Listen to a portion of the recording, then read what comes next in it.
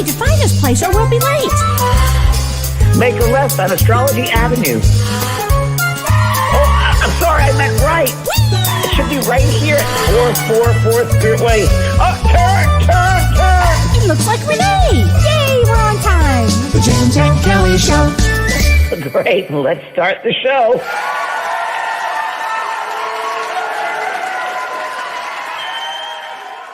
Hey, Kellee! How are you?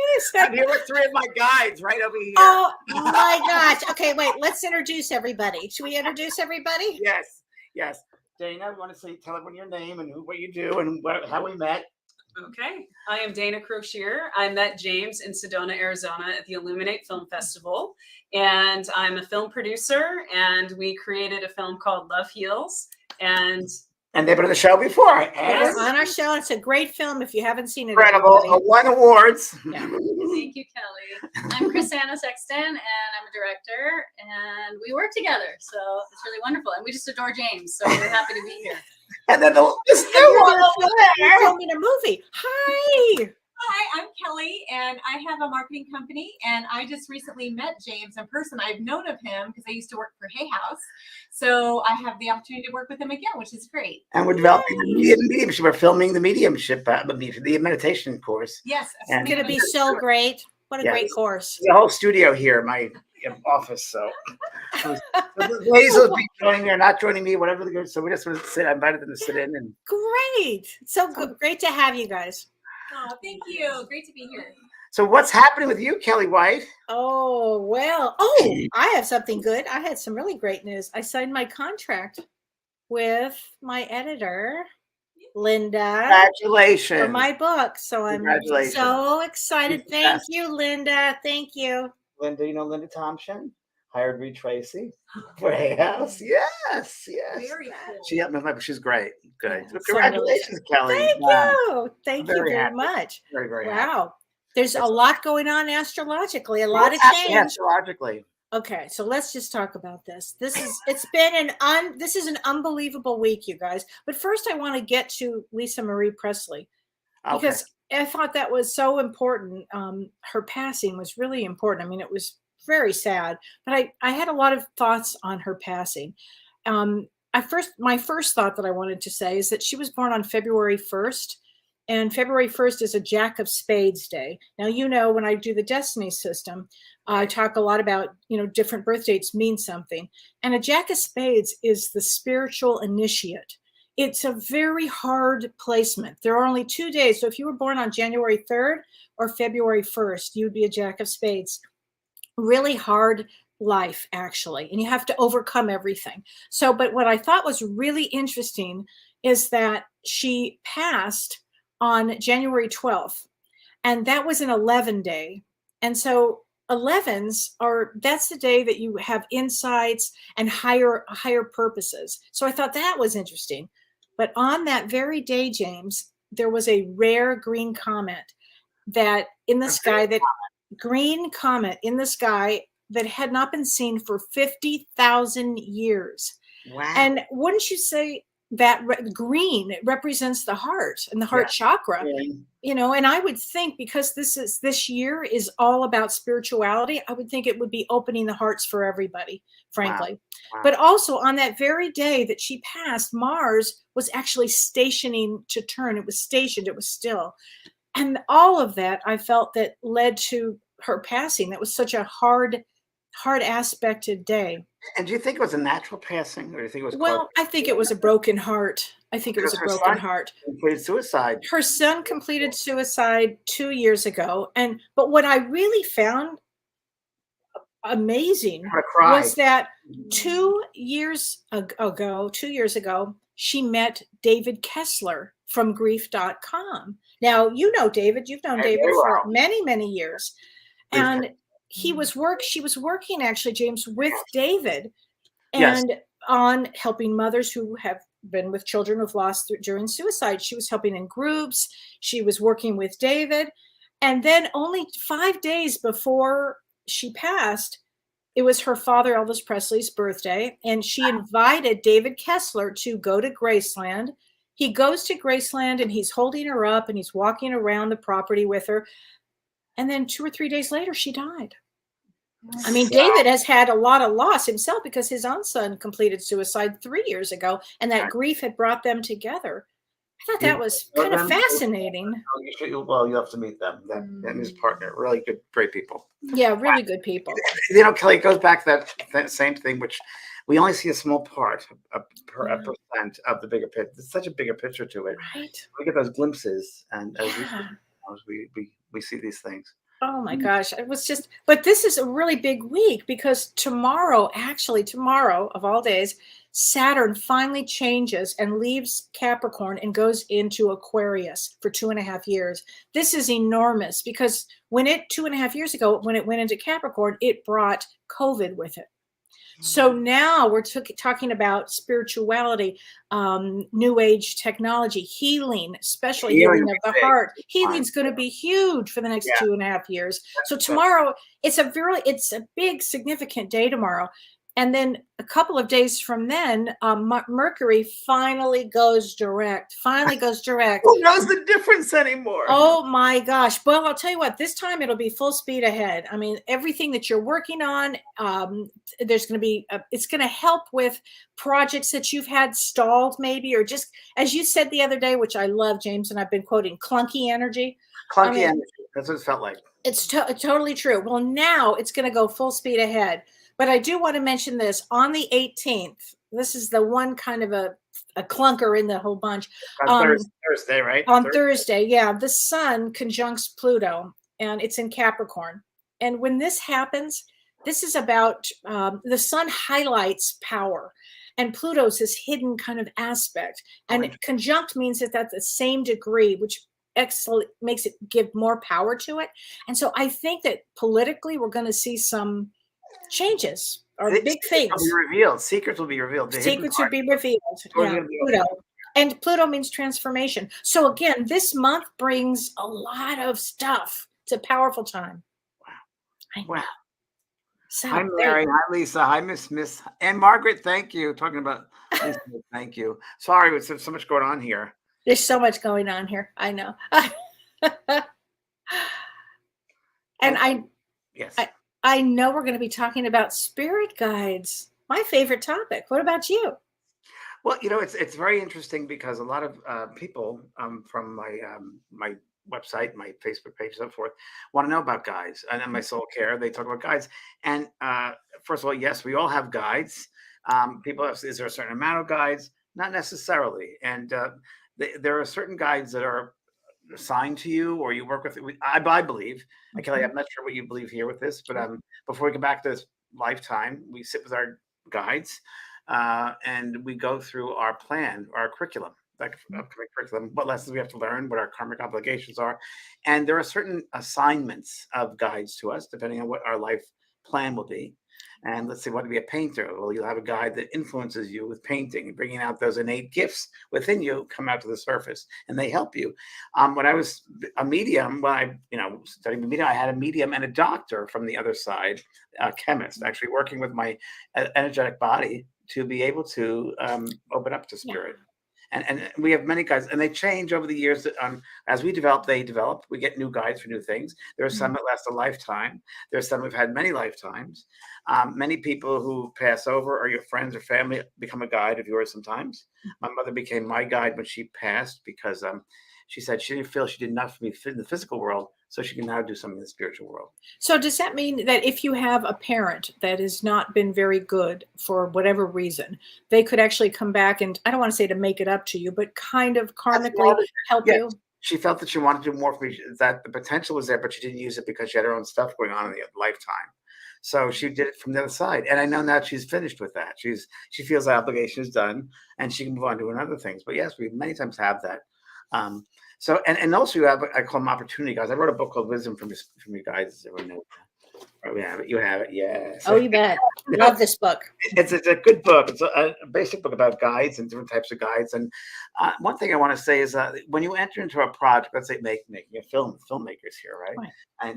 And creating something new, a painting or writing a book or music, you will draw to you a new individual or individuals too who are experts in those fields to work with you on that particular project. So when I wrote the book Growing Up in Heaven, I walked into my office when I lived up in Laguna Beach, and there were children, spirit children, all around my desk. And I'm like, what are you doing here? What are you doing? And I saw them very clearly. They made me see them. And they said, we're going to help you with your next book. I'm like, huh? What does that mean? Because they said, you're going to write a book about us. I'm like, what does that mean? And it really is a book about children that have passed over and what they're doing on the other side and how they evolve and so forth. And that's what that book was about. So you do draw to you those specialists, let's say, if you work on something particular. That's a certain type of guide, many different types of guides. And tell us about inspiration guides. So inspirational guides. So inspiration means inspired. So it could be exactly the same thing. So they're inspiring you. So if you're writing, creating something, they will help you to follow through with that. They'll inspire you. Or philosophy guides. Philosophy guides can be from the higher realms. And this is interesting to note also. So if you have, let's say, a philosophy guide who comes with beautiful philosophy, as White Eagle was presented through Grace Cook, the medium Grace Cook, and White Eagle's incredible wisdom comes through. So that philosophical guide will be on that level with her, but there's a guide for White Eagle on the other side as well, on another higher level, and then a higher level. And it's like a stairway going down. That inspires that inspirer, brings that inspirer. So the truth comes down that way. So that the denser vibrations, you see. And it's our job as mediums, I believe, to be able to open up and reach those higher levels as best as we can try to love through doing kindness and compassion and teaching it and living it and reaching those high and always trying to reach the higher levels of compassion and love. Always attempting. Well, I love that you talk about that our guides are here to teach us certain things and they have lessons. And I love this one. Never judge another. Never judge another. Never judge another, because you never know what their background is. You don't know what they've been through. And it's interesting enough that I've heard that guides, of course, they're doing their work like we're doing our work down here. They're also doing their work. So when they're finished with our project of working with us, they move on to another project or another mission they have to. And I wouldn't always say that guides are better than we are, because they're not necessarily. They're in a position to help you to be the best you can be. And we could just say that. Absolutely. An interesting thing too, which I found in my readings, is so fast. I'm sure you have too, Kellee. So amazing. I have one story I'm going to say in a second, but that there were some guides, very interesting, that I've done a lot of, as you have, kids that have passed over with overdoses, drug addicts, whatever, or fentanyl problems and all that. And I remember the person who came back, it was a gal or a guy, and 20-something-year-old, and they said, well, I'm working in Mother Earth. What are they doing over there? I said, well, they've been there 3 years. They're guiding another person who has this addiction problem on Earth, and they're trying to inspire them to move beyond that. Oh my goodness! Yeah, I've seen that. Yep. Yeah, and it's pretty amazing. So. Yeah. Oh my gosh. I had a really interesting experience with my spirit guides, and I've shared this story before. But I read your book, Talking to Heaven, in 1997, and you say in the book, if you want to talk to your guides, talk to them every day and ask them, to show themselves to you, or ask them. Night, just say, please, I would like to see a guide. And might not have to do it at night, but during the course of months, it might. Well, in my case, and I was a busy, professional, and the last thing I would have thought is that I would see my guides, but I actually every day said, guides, before I went to bed, I want to see you. I want to see you, guides. I want to talk to you, guides. I want to see you, guides. And 3 years later, while I was in Tahiti on a small island with no electricity, my guides physically showed up. And I drew a picture of them because it threw me like you can't imagine. So be careful what you ask for. But my first, be careful, because I have an Indian man from India, and what I call her a Jamaican woman, and they showed up. And I've only seen them 2 times after this, but I saw them in dream states after this. But they came in, and I've been with them for a very long time, they told me. I have a couple of guide stories. I might Yeah. have told this over the years, but I still find it fascinating. One goes back in the 80s, and a guy I was dating at the time, but we'd broken up, but he had AIDS when AIDS was first around. He got AIDS, and he didn't believe in life after death. He was a true Taurus boy. He just didn't believe in it. And I did readings for him, and I went for a medium, my teacher, and I said, "No, Michael, there's more to it than this. There is." He goes, "Oh," and he's very pragmatic. So anyway, he passed over, and I lived in Hollywood. He lived in Culver City, and it was a Sunday morning. And I remember that was the day of his memorial at his house in Culver City. And I'll never forget it. It was at that twilight state. We're just about to wake up. And a woman comes to me, and it was a guy. And right away, it was a guy. And she's a flowing dress. It was this African lady, Africanese. And she said, and this right to me, it's all about me. You need to tell him, he needs to hear it from someone he believes, he knows. And I said, "Oh." And she left, and Michael was there, and he said, "Am I? Like, am I dead?" And I said, "Yes, you are." He goes, "Wow." Because I said, "Well, where do you find yourself?" And he said, "I'm in a closet." I said, "Well, no, you've passed over, Michael, and I'll be at memorial service." So that afternoon, I went to the memorial service, and his brother had it at the house. And I said to his brother, "Where did you put his remains, his ashes?" And he said, "I didn't know what to do with them, so I put them in the shelf in the closet." Oh, he was in the closet. Wild story. Oh, Wild. Right? So the guide helped him. And now another really interesting story. I just talked about this a week ago because I still find it fascinating. You guys will love this one. I did Kellee, you know this. I was in Thousand Oaks. I did a demonstration at a church there, or a spiritual space there. And I remember this young man came through for his mom and dad, and he died of a car accident. And I remember that he really wanted to play the guitar. He said to Mom, I always wanted to take lessons. You know that? And she goes, "Yes, he wanted to take guitar lessons." And he was ready to do that. He was going to get a scholarship. And he came through and said, I'm doing that. And then, so that was fine. And then the next reading, a message came from a man on the other side of the room. He said, "There's a man here. He plays guitar," and he does jingles. And he said, he's written many, yeah, I talked about this recently. No, I was there. Yeah, you were there. And it was Harry Nilsson. No, Dawn was there. We both went, "Oh my God." It's a big deal. Yeah. Harry Nilsson was there. So then we found out that he said, "I'm his guide." Harry Nilsson was this boy's guide to learn how to play the guitar. That's what he was there for. They came together. Get this one. Then you think like, what? Well, that wasn't it. If you remember. Oh, I remember. And they're doing a book signing at the end. And the lady comes up and she said, "Well, that was really something about Harry Nilsson. You know, I was a 911 operator that got the call of his heart attack." I was like, what? That was unbelievable. Unbelievable. Yeah. I mean, but that's how they orchestrate things. Yeah, it's very true. They're very involved in our lives. I mean, they're so guiding us. Mm-hmm. They're so guiding us all the time. And we just got to remember to step out of the way and just be open. And things happen in weird, strange ways. And like the more you try to control things and hold on tight, the harder it is for them to get through. And the harder it is for us to be inspired because we're closing down that vessel, that channel. Well, but we were asked, what's the difference, James, between a guide and an angel? Well, that's very interesting. Well, you know, this is people might find this amazing, but I don't know if I totally believe in angels. There you go. No, I do very much. Very much. I don't know. I think that angels might be in a different realm altogether. Okay, I'll put it that way. I think that might be maybe more evolved. I don't know. I don't know. You know, I'm a double earth sign. Come on. I know. So part of me is like, well, I've heard from other days in the past days of angels that really what had happened was someone had a vision of someone, and there was so much light behind them, they thought they had wings. Oh, interesting. Interesting. And it was the aura. Yeah. And I mean, I believe. I don't know if I don't know if I believe that angels with wings and flying and harps. I don't believe in that. I just don't. I do believe they're inspired beings, very evolved beings. We can call them angels. Mm-hmm. You know, I'm doing a show right now about angels, so I understand. So and yeah, and I know. What can I say? I don't know what to say. Well, I always say this when I get asked that question. I always say that we don't have to agree on everything either. Kellee. No, absolutely That's why not. we do this, because we have to. Absolutely, but guides, from what I understand, from my experience, most guides have been on Earth before. They've had at least one lifetime here, so they understand the pitfalls of Earth and how difficult it is and how challenging it is. Yes. Where angels, I don't think that they haven't had physical lives here. They kind of come in and swoop out. Yeah, but they're also guides that have never been on the Earth.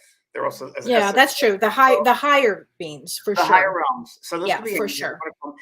I guess the labels don't really matter.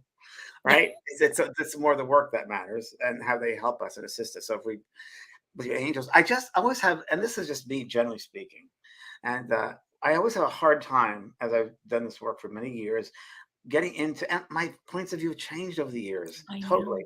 But when people place human traits onto things that aren't human, like, I need the name of my guide, I need the name of my guide. Well, it's more energetic. When you feel a certain energy, like if you tune yourself to an energy, you feel them. And later at the end, we'll do a little exercise with us. And you'd feel the difference in the energy. That's more the different frequencies is how I would really respond to their identification. I mean, it's funny you said that, because I never really got a name from my guides ever. Never did. It really is not important. They give you feelings. It's not important. It's important for the human to conceptualize it, but it's not for them. It's more energetic, and it's more important what they help you, assist you with, and how they merge with who you are. They're part of us, and I think they bring out those aspects of themselves, maybe that they've perfected, if we can, or evolved with, that they try to help us to evolve those other similar aspects. Yeah. And they're always guiding us. I mean, we're always looked after. We never walk alone. No. We never walk alone, and it's not possible. It's not possible. And it's so interesting because there's so many realms around us and levels and dimensions all around us as we sit here. It's all around us, and they're always around helping us. So people are asking, what's the best process to connect to your guides? You read the book Wisdom from Your Guides. Yeah, that's true. That's true. Understanding your guides. So, so there are many different ways, and I have a class on it in my school as well with your guides. But to me, again, I'm a real proponent, and this is my meditation course we're filming today, about sitting in the quiet, sitting in the silence, the stillness, and really becoming aware of that space. And with that space, you become aware, and again, with this exercise later, a little bit of this, where you become so aware of that surrounding, and that you ask a guide to come to you, and you become aware of the energy. So we'll do it later. It's a way of doing it, but that's one way. Another way you can do it, which is really lovely, I like to put myself in an alternate state of consciousness. So whether that's doing a breathing exercise, bringing up and relaxing and just surrendering. And then another way is you can have a pad and a pen and ask an inspirational guide to give you a message and automatic writing. I've done this in workshops, and it's amazing what comes through. I was once thinking of doing a whole book of just the messages that people have gotten in workshops. Do it that way. That's a good way of doing it. That's a great way to do it. Yeah, it's a great way of doing it. You do it before bed, or just when you wake up, be also another great time to do that. So have it all prepared when you go to sleep at night, have it next to your bed. When you wake up, the first thing you do is you reach for the pen and the pad, and you ask them to come in and give you a message for the day. And that's when you could do that. You could also do this. I'm going to give you something. Oh, thank you. My guy just gave me something. I know. This is what happens to me. I get crazy. Ladies, I think that I did something like this last time. What I would do is circle. So, right? So I put JDP, right? And then I'm going to do a line on top, on the bottom, here, just 4 right now. I'm going to put circles around them. There's no sacred way of doing this. I'm just making this stuff up. They're giving this. Okay. There are 4 circles. And then in the morning, did I freeze? No. There you are. All right. So then 4 circles. And then in the morning, what you're going to do is ask them, who are you? And let them fill in the circles, the different guides. And then see an inspirer, a healer and guide, and see what they do, and do it that way. Oh, God, I love that. Isn't that great? That works. That does work. Yeah. It's really interesting too. I mean, one of the things that I learned along the way here is, I'll never forget, my husband asked me years ago, he said, what's the name of my guide? And I said, I don't know. Why don't you ask him? So he went to bed, and he wakes up about 6 in the morning. And he said, oh my God, he told me his name. I said, what's his name? He said, Nathan, and he's a Native American, and he's huge. He told me his name. So I said, Nathan? He said, yeah. Well, the weirdest thing happened after that. About a week later, our friend Sue, remember our friend Sue? How can I forget Sue? She was having a Reiki session, and she said, out of the blue, she called me and she said, oh, I had the wildest day today. I said, how'd it go? She said, well, I had a Reiki session, and my guide came through, and guess what, Kellee? He's a big Native American, and his name is Nathan. I said, are you effing kidding me? How's that possible? So I said that to Don. Don goes, I don't want to share my guide, but the thing is, but guides can work with other people, right? Oh, of course. It may not just be one guide, or it might be other people. It's like a teacher. Right? Many students, same thing. And maybe is it possible, James, that a guide could watch over a group of people? A soul group. They soul went through group. A soul group. You betcha. So do you think families have guides? I think families have guides. I think friends have guides. I think our soul group that we live with, we have our guides of that soul group. No doubt about it. And we have individual guides for us as well. Right. Guides, soul group guides. We do. Well, then let me ask you this. If we have individual guides and then we have our family guides and the family members are not getting along, do you think that they somehow influence us to maybe make amends or say, I'm sorry, or 100%. Oh, I've done in readings. I've had them come through and talk about that. I've been trying to get through, and I'm sorry I did this, and I'm trying to make you the family connect again. So sorry I left the family a mess. I shouldn't have done this. I'm trying to connect you all. And I've done it right here on Zoom calls when I've done readings where they said, you know, your mother said you're not talking to your sister, and no, I'm not. She wants you to write a card to her. And she said, please heal it. She said, one of the most important things to do while you're on this earth is to forgive. Is to forgive and see the bigger picture, because it's a much bigger picture. And so that's a lesson that the guides are trying to teach us. Very much so. Yeah. Absolutely. Here's a question. Vicki Nason asks, I don't understand the whole we planned our life ahead of time or our destination. I just don't get it. Why would anybody say? Did we do a show? We've done a show on that. We have. She says, why would anyone say yes to a life of despair, grief, and heartache? And she goes into her husband passed away. Go ahead, Kelly. You answer that first. Well, I mean, I think that you're a very old soul, Vicki. I think you're a very old soul, a soul that is learning something really important, because I think grief is part of life, and you'll probably help many people who've lost spouses. And I think it's your soul. This is a lifetime of growth, of big growth. So why would you say yes to it? On the other side, we meet with our guides, right, James? We meet with our guides. We meet with the elders. We decide, what do we want to do? What do we want to learn? And perhaps, Vicki, this lifetime was understanding grief and understanding despair and heartache. It could just be that. Nadine, who's a lovely lady in Vienna, a friend of mine, and she's can tell you because she's been through a lot, very similar loss. I'm going to say answer it this way: that I believe there's a cloak, there's a curtain, or something, and we don't see the whole picture. And I think that when we pass out of this physical realm, and we're very relieved as soon as we leave this meat suit, that there is no time, and we get over there, and like what human time of 60, 70, 80, 90 years is like that. And we're like, oh, wow. And you can grow so much by having certain lessons. And we see in human life can be some very difficult lessons, some difficult classes that we sign up for. We sign up sometimes for the advanced classes, okay? Yeah. And we know that the parents don't lose a lot of their family members or certain things happen. It's an advanced soul, as you said, Kelly, and they set up these advanced lessons. And it's funny, you get to the other side, it's like, wow, I get it now, because there's no death. And that was just a minute time. That 60, 70, 80, 90 years in the human time is nothing compared to everything. There is no time over there. Time is not relevant here. So there are hard lessons, but it's also the human condition. It's part of the human condition, and having these obstacles and these issues and these road bumps, and it's how we grow. If everything was perfect, we'd have a real boring time down here. Right. Real boring time, and we wouldn't make any difference. And the thing we should remember too, which I keep on harping on this, but I will continue harping on it because it comes in so strong always, is that we're all connected as one, and that we have to help others go through these conditions. And we shouldn't feel that we're suffering, because we don't want to give that the energy, because you don't want to give that, because then you repeat those patterns of suffering over and over and over again. Right. What was that term that we? Loyalty to suffering. Loyalty to suffering. Jack does that. I love that. Have that stop of loyalty to suffering. Is it? Kelly, I'm going to send you the principles of forgiveness from Jack Cornfield. I'm going to send that to you, please, the other day, and that was one of them. Loyalty. You have to give loyalty to suffering. There's a bigger picture to it, and so many of us there see the bigger picture. Yeah, right, totally. And I have an open heart. There was another open heart. Live with an open heart. Yeah.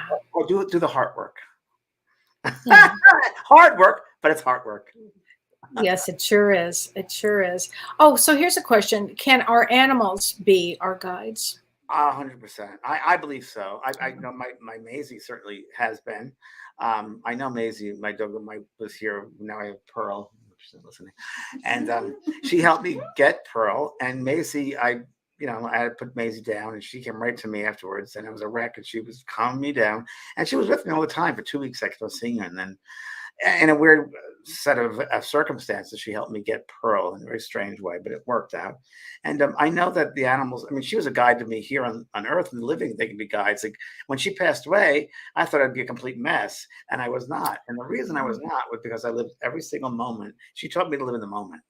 And I lived fully at that moment. So there was nothing to grieve because I she was with me, and I knew that moment. And Pearl, my puppy Pearl, is teaching me, excuse me, living for the moment, because you got to be very attentive to a puppy right away. Because 5 minutes later, your chicken breast is gone. And didn't Maisie tell you ahead of time that this one was going to be a lot of energy? Yes. So what happened was Maisie was gone. I didn't see her she was around me 3 weeks, 2 or 3 weeks. I saw her very clearly around me in my office where she usually sat. And then I didn't see her. And I knew I was getting these puppies. And about a month later, I'm driving back from Palm Springs, just driving, looking at the scenery, and all of a sudden she comes to me. And she looked awful. She looked at me, just like this limping, like, wow. I said, "What happened to you?" And she said, "I've been working." The thought was working with getting the puppies there too then. And the most energetic Jehovah she could have. So she was trying to show me that you're going to be knocked out. She was right. She was right. Oh my gosh. So here's a good question. Peggy Clancy Everham says, how do you heal a relationship with a narcissist? First of all, take my class. February 25th. We're going to be talking about how to survive one, basically. Thank you for putting that up. I'll be on that, Kelly. I'll be up there with you. I would love that. It would be great. Oh, yeah. That's with Dr. Shirley. We would love to have you on, because Brian, we're going to a little longer, please. I'm going to make sure we get the date there. We're going to be talking about traits of a narcissist, how you know that you're with one, and then really what to do, and how do you heal one. We'll be talking about that, Peggy, because basically you have to really usually walk away. And Kelly is great. I'm telling you, she really has taught me about recognizing sociopaths and narcissists and levels of narcissism. And borderlines. And I learned it from Kelly, and she knows it. I have a PhD in it. No, not really, but I could. Well-known therapist. Yeah, my mom was a really well-known psychologist. I won't go any further with that, but she's very yeah, exactly. But boy, I tell you, I learned everything I need to know about, in relationships that I've had. And Dr. Shirley and I and you, James, we'll be giving good examples and personal examples of narcissists. And the most important thing, I think, is we talked about this last week too, how to recognize them. Yeah. We will be doing that. So thanks for asking. So here we go.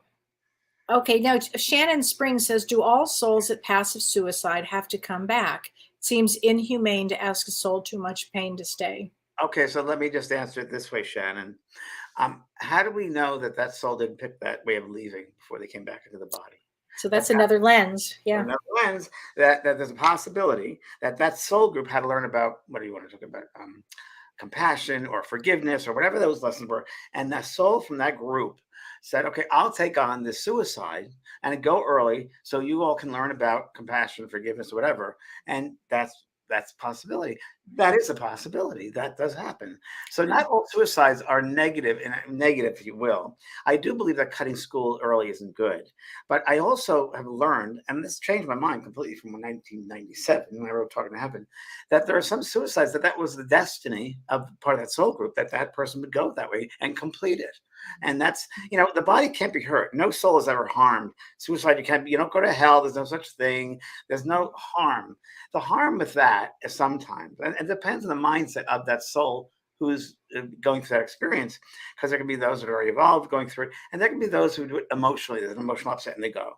And I have found that, and this is really interesting, when I did a reading for a lady, I mentioned about this before in the show, it was South Africa, and her son came through, and he showed me his death condition. He hung himself in the tree, and I'm like in the tree, and all of a sudden I'm coming out of the top of my head, the crown chakra, and the first thought he had was, "Oh my God, my mother's going to find me like this." And it seems that many of them, again, depending on the individual experience, are upset at the people that will find them. What have I done to those people?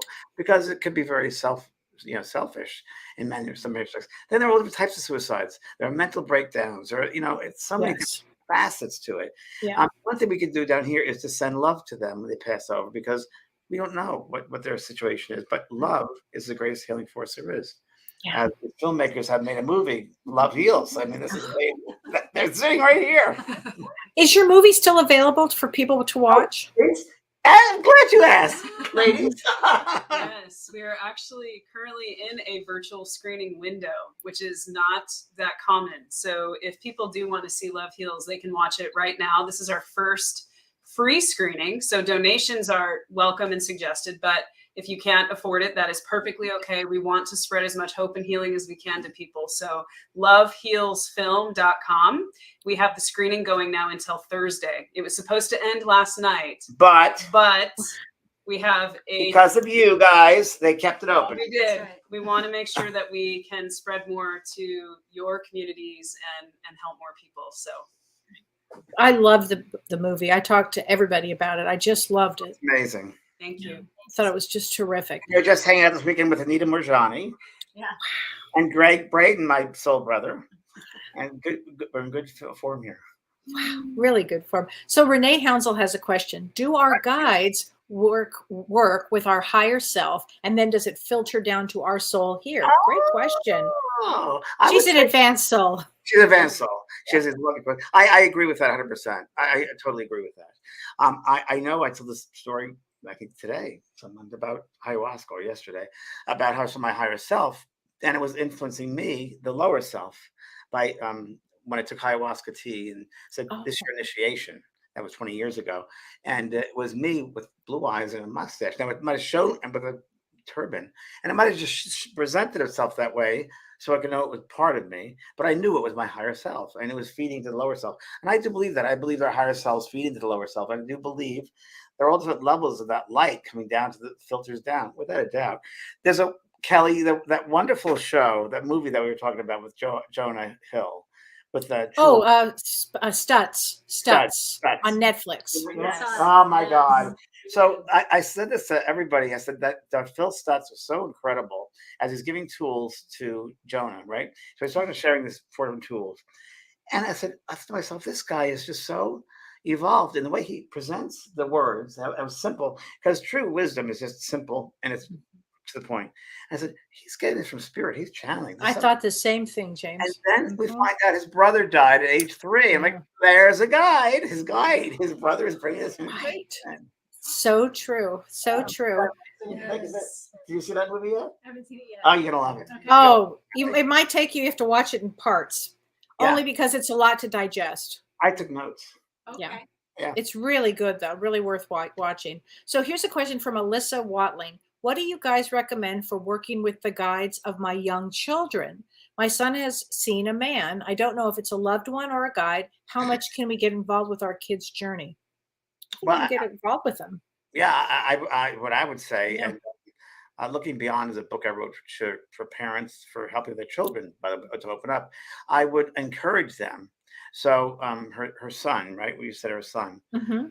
So she should work with her son. You should work with your son and ask him. Maybe write 10 questions down that he should ask his guide.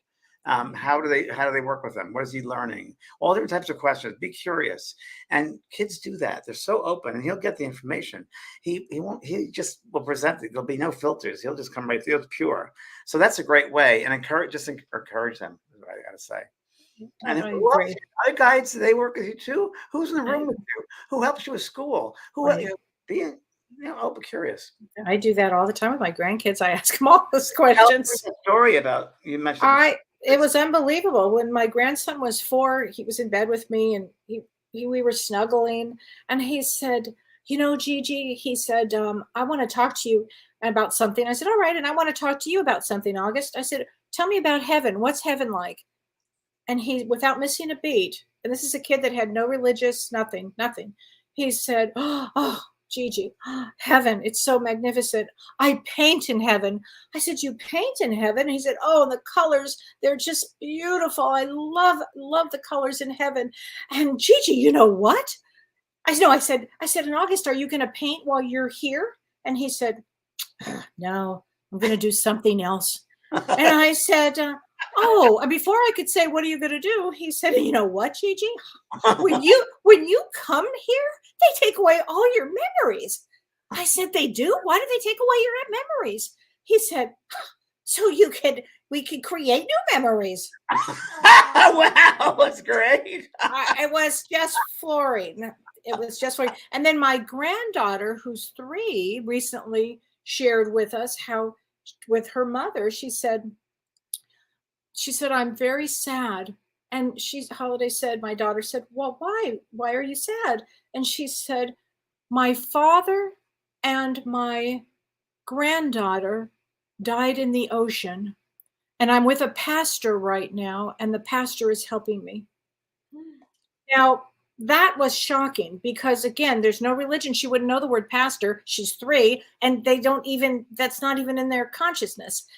And this was like 3 weeks ago. Yeah. And so the children will have those memories if they've had a lot of sorrow in a past life. I mean, it kind of comes through into the physical body. It can come through.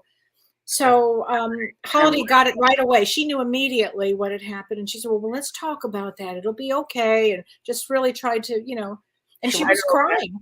Well, I wrote it all down. Yeah. And Holiday was holding her, and she was, very sad. Isn't that fascinating, right? Where did this happen? Well, Holiday asked her, and she didn't say. But she did say her granddaughter's name. She did tell her granddaughter's name. And it was an old-fashioned name. Yeah. It's something amazing. like that. Yeah. Children's lives, it's just incredible. With past lives, it's interesting because I really believe in quantum physics, and I don't know enough about it here, but I do believe that past, present, future can be all one. Yes, I agree with that completely. With this curtain, I think that's part of it, and those lifetimes that are most traumatic or most moving, I think that's just stains the soul. Yes, I agree, James. It does. Yeah. I mean, Earth is a hard school. It's a hard school. It's a hard one. We need our guides. So here's a question from Glenda Moore. Let me just repeat something that I heard from Jack Corfield. It's a moral obligation to be joyful in life. A moral obligation. Interesting. Joy in life. When you live in a world of chaos and upset, you have a moral obligation to bring joy to that world. Yeah. Oh, that's great. I like that. Yeah. So Glenda Morris says, I lost my dog. She was 17 years old, and my heart is broken. Do you think animals go to heaven? Of course. My dog is 17 years of age, and in heaven. Yeah. And she's probably, and we want to call heaven, right around you. So she hears everything you say. She might be on your lap, or she'll probably go to the same places she used to go to.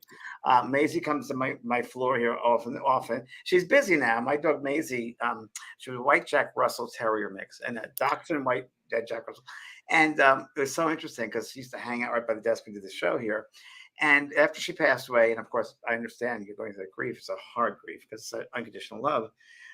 My friend Jordy in Ohio said, "Yeah, well, Maisie's been busy." I said, "You think so?" She goes, "Oh, I know so." I said, "Yeah, I haven't seen her in a couple of weeks." And she goes, "Oh no, a girl here in Lima, Ohio, was in a coma at 4 years of age, and she woke up. They got her out of the coma. She came out and said, oh, how'd you do?" She goes, "Oh, this lovely white and black dog named AZ helped me." Oh my gosh. Oh, James, that's something. It's like the black and white ear. It's like, wow. Well, she's busy working. She's busy working. I knew she had work. I knew she left here because she had to go to work. I knew it. Right. Okay, this is from HS88. How can I have a visitation with my guides via my dreams? And more importantly, how do I remember them?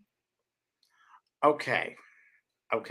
Well, part of the exercise, which I'll give you right now, it's a simple exercise, and you don't have to do it right now, but this is the exercise. It's if you want to do it right before bed, that's fine. You can do it in a relaxed state, and really start it with the breath. So you're going to breathe in through your nose at a count of 3, if you will, and then out through your mouth. There's 2 counts more to 5, in 3 or 5, and just bring yourself to a lovely state, of relaxation. At which point, what I'd love you to do, everybody, is to visualize yourself, and you're going to visualize yourself in a room. And this room could be made a simple room, square room with silk drapery, perhaps, something that represents you and let's say your spiritual self. And this is your meeting point. It's a meeting point. And in front of you, there's a chair there. And at that chair, as you sit there, you ask a guide to appear. and you're going to do it from your heart, not your head.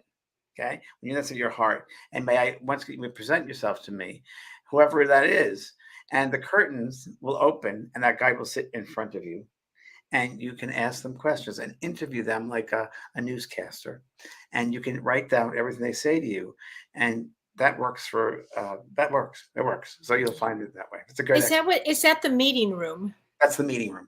Okay, so everybody, if That's you the have meeting. wisdom from the guides, The it meeting. is in the meeting room. And James, I had a session the other day with a young man who said he did that, and he said it changed his life. That exact meditation. Yeah, it's a good one. It's a me, and Mhm, it's again, a really good one. and your intention is your compass, right? And if you have the compass, and as Jack Kornfield calls it, your compass, and that intention that you set your compass, and you'll get there. If you know your intention, you have to set your compass. So the thing, the most important thing is to let things. We did this today in the meditation course we were filming earlier. You can't control it; just let it be. Let it flow. So if you try to control who's my guide, you can't do it that way. It's like when you get a reading, you got to just be open to the experience. As I love this Buddhist saying, the Buddhists say, you can't push the river. You got to let it flow. And it's true. You just got to let it be. And if you let it be and just experience what you're going to experience and not be in charge of it, let it happen. It'll happen. So January Willers Definicent says, do our spirit guides allow us to go through the trials in our lives to better shape who we are? Or Yes. is it that we are just ignoring the signs to help avoid the trials? Oh, I think that a lot of souls don't want to wake up. I think a lot of souls are fearful of what they see, and a lot of souls don't want to open up or feel very vulnerable, right? Because they don't feel safe, and they want to be in control, and they're afraid of what they're going to see. It's the unknown. They're afraid of the unknown, and that's not a good way to be. That's not a way to grow. You are here. The first part of that was right. Here to shape your life and to be better and express yourself, expand your awareness, open up your minds to different ways of being. There's so much out there. Oh, totally. But are closed-minded. It's like, oh wow. So Abby Matassa says, how do our guides help us heal from past trauma? I mean, my thought of that is that they will guide you to a good therapist or guide you to somebody to get some help with it, with past trauma. Help you to help yourself. Yeah. We Yes. have to be very careful that we don't throw the responsibility onto somebody else. Absolutely. And there's no spiritual bypass here. You've got to work. None. You have got to go into that trauma therapist. You've got to be willing to open yourself up, Yes. to be vulnerable, and go through that soul experience. It doesn't hurt. It's to discover new things about yourself. I mean, love is who you are, and the human puts all these little labels and emotions. You're just love, but we just want to. I don't know. We just want to be victims. We just want to suffer. What's that saying again, Kelly? Loyalty to your suffering. Loyalty to your suffering. So true. It becomes a thing. It really does. It does. It does. Live that way. You're not living. You're not living your full life that way. You're living in as like Artoli says, the pain body, and the pain body becomes real, and then you get the victimization.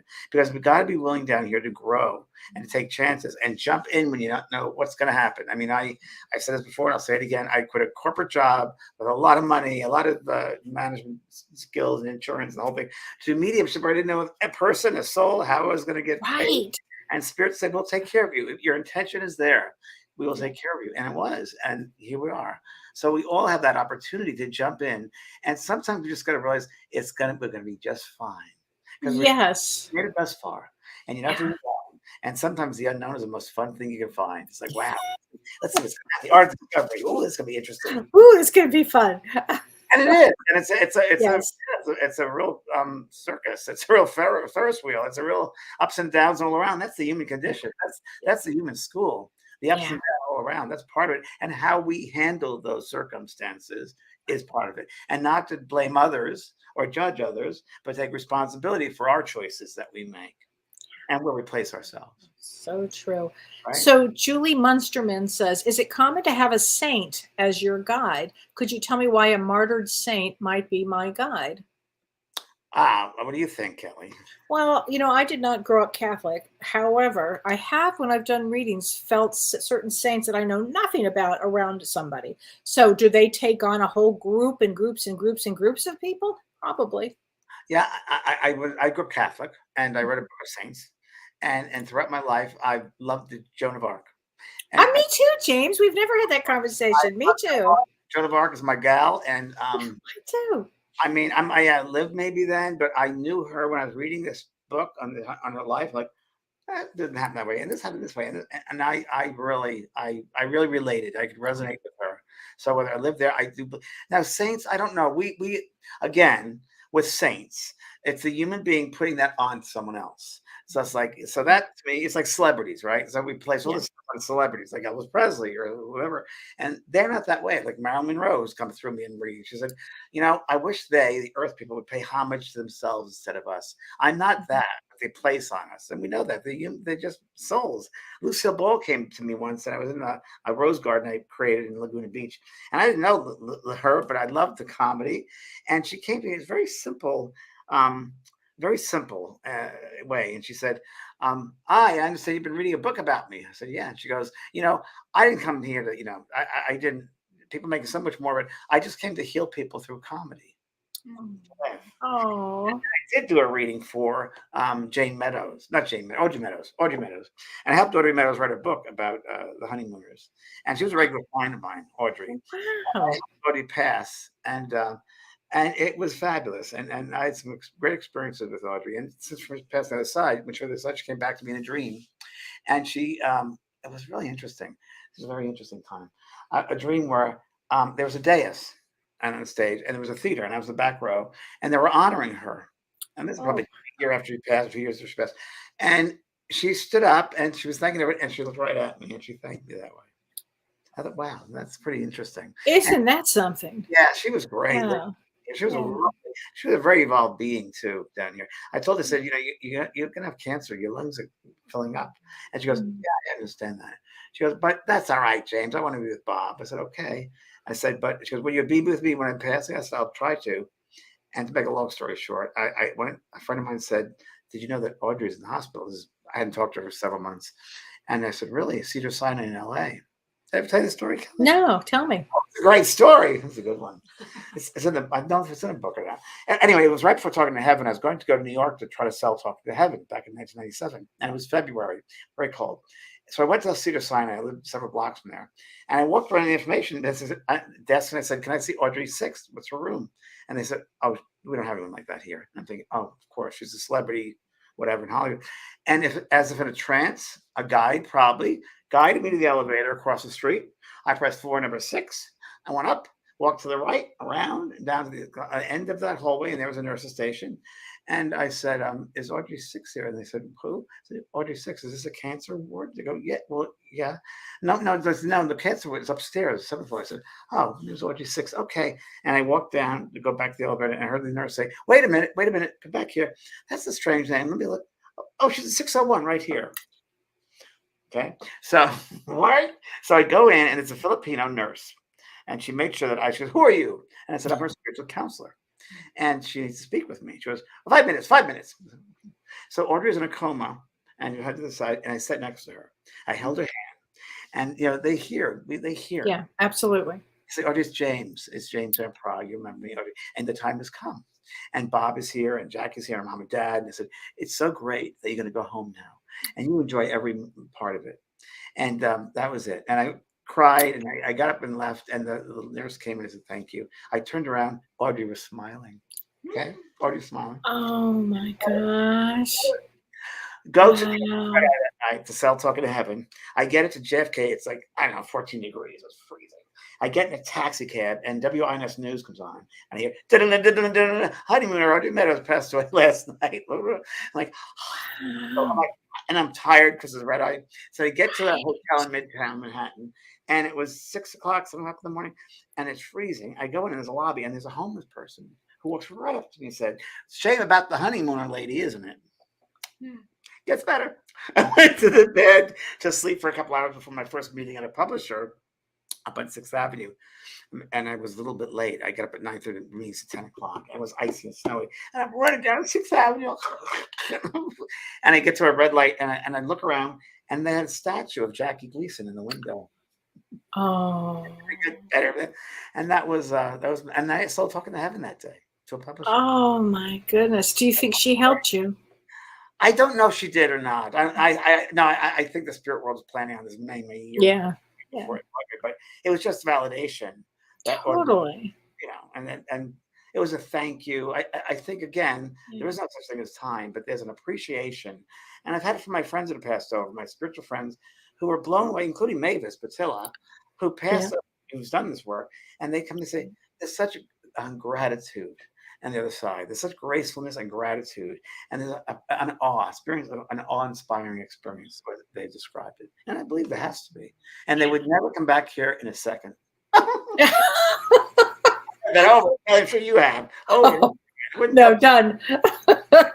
They're done, and then we prepare for future lifetimes. Right. Not just on this in this school, but there are other schools, other galaxies, millions of star systems out there. Right. Oh yeah, we talk about that a lot. So here's a good question. Maria Carp Diem says, "Do we become a spirit guide at some point?" Whether we're on the physical earth here, like we are spirit guides, all of us are, right? I think we are. And so I think, yeah, your life experience, I'm sure. I think so. They're walking guides among us. Yeah, they're walking. Oh, absolutely. And also, we may be working here to become a guide once. In my book, Earth Guides, where you meet people in your life on Earth who help you in your way. Connie Leaf, my very first book talk that I have is dedicated to her. She was kind of my adopted mom, and she believed in me. She told me about believing in myself, and she said, "You're a very special person." This was I was 7 years old, and she took me under her wing and just guided me. And if it wasn't for her, I wouldn't be here today because she really believed in me. Yeah, so we all have those Earth Guides that push us a little bit or help us a little bit here and there that I think are meant to be on our path. That's part of a destiny point we have. Oh, absolutely, James. So tell us, James, I know you have a life coaching certification course. I have a life coaching certification course. Registration is open now. It's a very, very popular course and helps people in life with tools and ways of dealing with certain situations. And it's a very in-depth course, and it's open now for registration. It's only open at certain times. Like 2 years ago was the only time because it's a really intense course. So that is on vanpark.com, School of Mystical Arts. That's open right now. It's an incredible course, and you can read about it if you'd like to on the school. And then the other thing I have going on is, Kelly, you know this. I'm going to Alaska. So come celebrate, because when Kelly and I were on, we talked about this last week, I'm like, oh my God, that's my birthday week. So I'm turning 65. It's going to be so much fun. We celebrate my 65th birthday on the Alaskan cruise. Come on. Yes. And oh my gosh. Party on the ship. So you'll film it. And these ladies might be doing the documentary of my life. Oh, how fabulous! Cruise, actually. oh my gosh, that would be so much fun. It's going to be, in fact, and next week we have a guest coming on our show next week, which is amazing. I can't wait to see. Her name is Christine Kistelou, and she's amazing, and she's an expert on all things cruising and Alaska cruises, and knows our ship inside and out. So this is going to be really fun. So next week, make sure you join us for our show, because Christine is going to be a very dynamic, powerful speaker. And all the questions you have of any fears or any questions about cruising, she's your gal. She knows everything about cruising. Yeah. And what do you have going on, Kelly? I have a class coming up. Show, which was I've got the narcissistic show coming up, the event, and that's in February 25th. But I have my third and final part 3 of Lemuria and Atlantis, and it's about bringing our gifts to the world. So during that period of time, during Lemuria and during Atlantis, we all had special gifts, and we're going to be bringing them out to the world now. What happened to the civilization? Well, we're going to be talking about what happened. I mean, I feel Lemuria and Atlantis, similar breakdowns. Similar breakdowns. Yeah. I mean, the consciousness shifted, at that period. I mean, at one point especially during Lemuria, it was a very, we talk about being one, James. It was one. The universe was really one. And after this, it wasn't. It got very intense. It was very intense. So we're going to be talking about the end of times with that. A special guest, a healer from Brazil. Yeah, I've got Prajna Avalon. So that's our third part 3. And if you haven't taken part 3, it's okay, because we're going to, catch you up during part 3 about 1 and 2. Part 2, yeah. Yeah, but also you can also find that on my website, part 1 and 2. So, but please join us. That's on January 28th.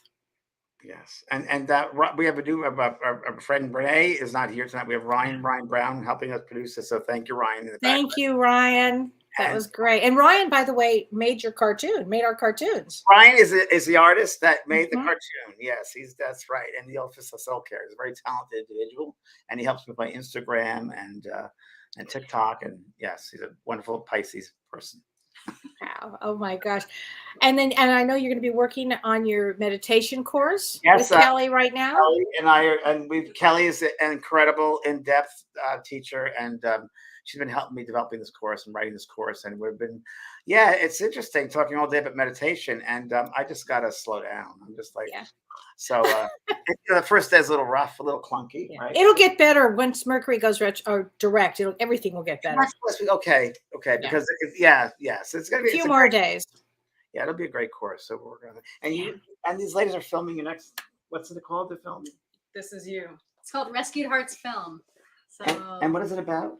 Demystifying the healing power of horses. I mean, come on. So how great is that? We're excited about it. We're in the early stages, but we're doing some filming out here, and it's remarkable. And we actually already have a website up. So if you check out rescuedheartsfilm.com, you can see a little bit of how we're getting going. But and you also mentioned for Love Heals, you're looking for sponsors, or you want some? Yeah, so PBS? we got some huge news that our film Love Heals is going on PBS this year. So we are thrilled. Congratulations. That's huge. Yeah, it will get this healing message out to millions of people. So we are looking for sponsors, the brought to you by. So there's sponsorship available to just partner with us on the journey of getting this out to the world. So we are looking for people to come on that journey with us and help out with some sponsorships. Yeah. So check out the screening too. Yeah, Where do they go for the screening? Where do they do that? Loveheals.com? Yeah, it's lovehealsfilm.com. And if anybody reaches out to us over Instagram, Facebook, or the website, it comes directly to me, Dana. So I'm happy to answer any questions. You'd be sorry. Yeah, exactly. I was thinking that. Yeah, that's on Thursdays. You should watch. Yeah. Oh my gosh. Well, it's so great to see you. I'm so glad you guys were here. It's so nice to meet you, Kellee, too. It's really great to see all of you. Thank you, Kellee. We'll see everybody next week. Next We have a week. great show next week. Take care. Thank you. You've been listening to Both Sides Now and Beyond, featuring spiritual medium and master teacher James Van Praagh and spiritual medium and psychotherapist Kellee White. That was great. Maybe we changed some lives. And maybe opened up some minds. Which way do I turn? Right. I mean left. The James and Kellee Show.